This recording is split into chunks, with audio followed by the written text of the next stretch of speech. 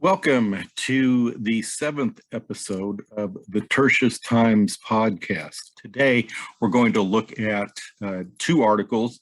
This first one from the Epoch Times, Last American Military Plane Leaves Afghanistan, Ending 20-Year War. This is such a significantly historical event with repercussions surely to last for years, if not generations. It would be difficult to ignore it. Like the fall of Saigon in 1975, this will leave a deep, dark imprint on the minds, hearts, and lives of all Americans, as well as those who fought with us to rid Afghanistan of dangerous terrorist elements like the Taliban, ISIS, and Al-Qaeda. Unlike the end of the Vietnamese War, however, the real threat of terrorist attacks has just multiplied exponentially as the last Americans left the Kabul airport. The State Department, according to the article, speculates that the number of Americans still in Afghanistan are somewhere in the low hundreds, but the Pentagon reported yesterday that number was 600. This does not, of course, include those remaining Afghanis who put their lives on the line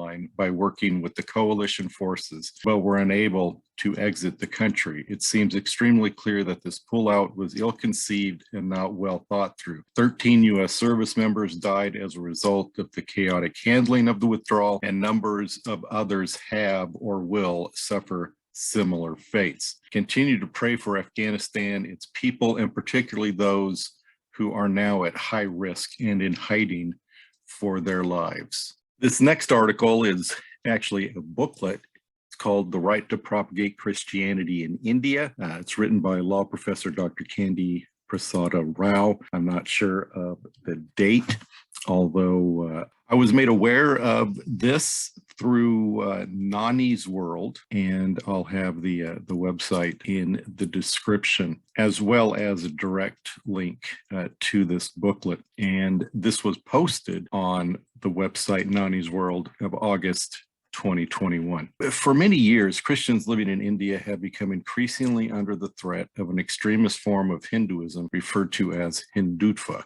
These radical elements have historical ties to the Nazi Party of Germany, having as their goal a Hindu country cleansed of all non-indigenous Indian religions, particularly Islam and Christianity. However, the Constitution of India clearly allows for freedom of religion, much to the chagrin of Hindutva proclaimers who have been attempting to wipe out Christianity by destroying churches and pursuing those who practice Christianity. In response, this booklet was published to remind Indian Christians they are constitutionally free to not only practice their faith, but to proclaim it without restraint. The booklet opens and closes with the same claim that India should be a place of freedom of speech and conscience, that followers of a religion should be able to freely practice and proclaim their faith without fear of governmental intrusion. The booklet also covers the questions of the meaning to propagate, quote unquote, how it is a uniquely Christian term, as well as the conversion of the young, religious instruction for orphans, and affirms, quote, conversions from one religion to another cannot be banned by an executive order or banned by enacting a legislation either. Banning conversions from one religion to another can be done only by amending the Constitution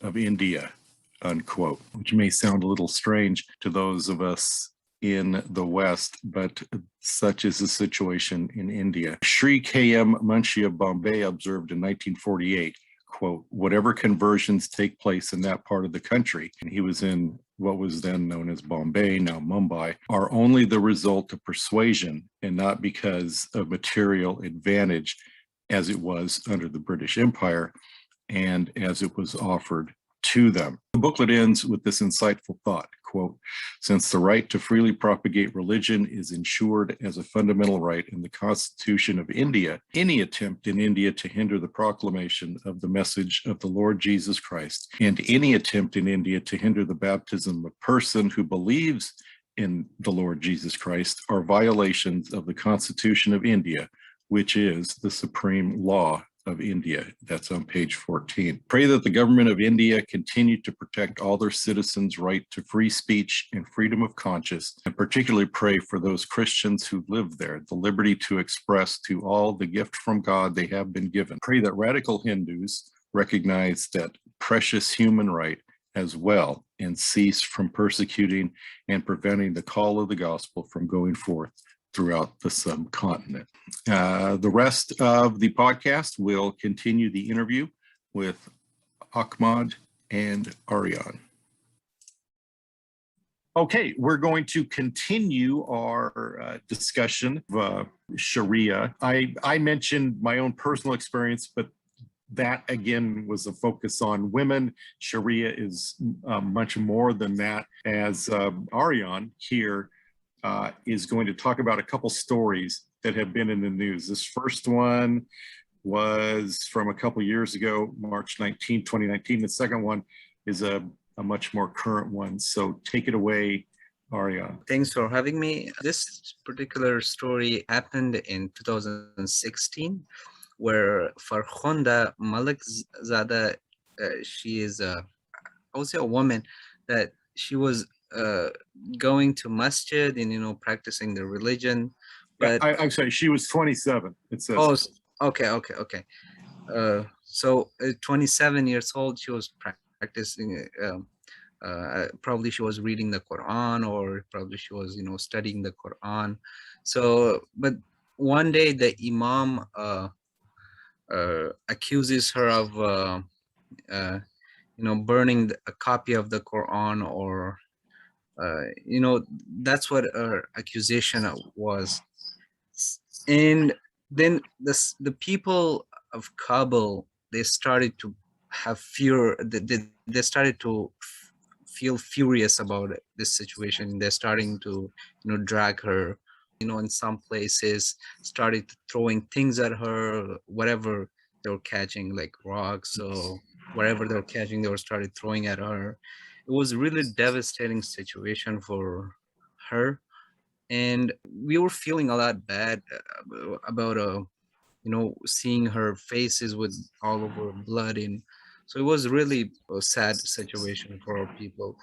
Later on, when after the investigation took place, the Imam, he was the one that made a lie about her, and so she was a innocent girl, but her life was already taken, so it was nothing that people.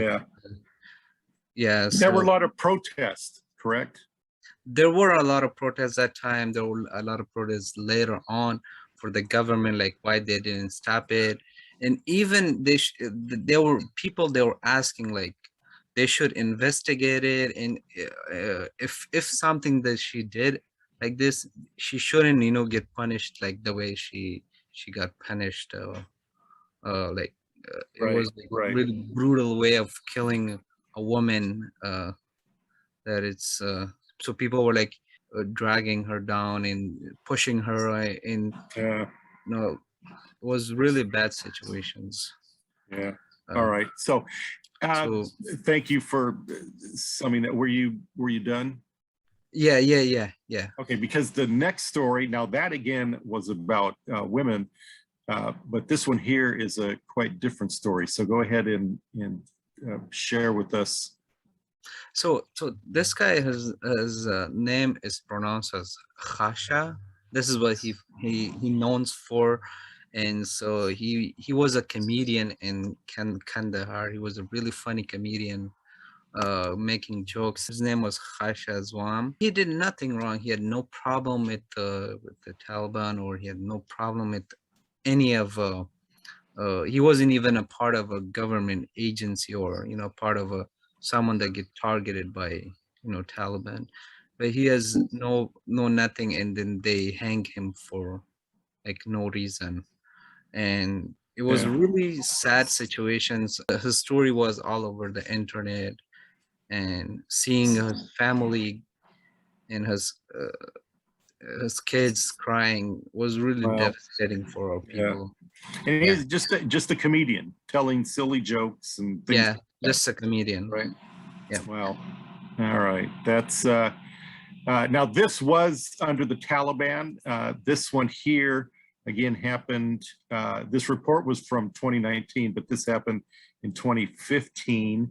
Obviously, the Taliban weren't in control then. So, there's some differences of opinions, obviously, on what Sharia is. And is not. But we have to wrap it up there for now. Thank you, Aryan, for sharing these two stories with us, and we'll see you next time.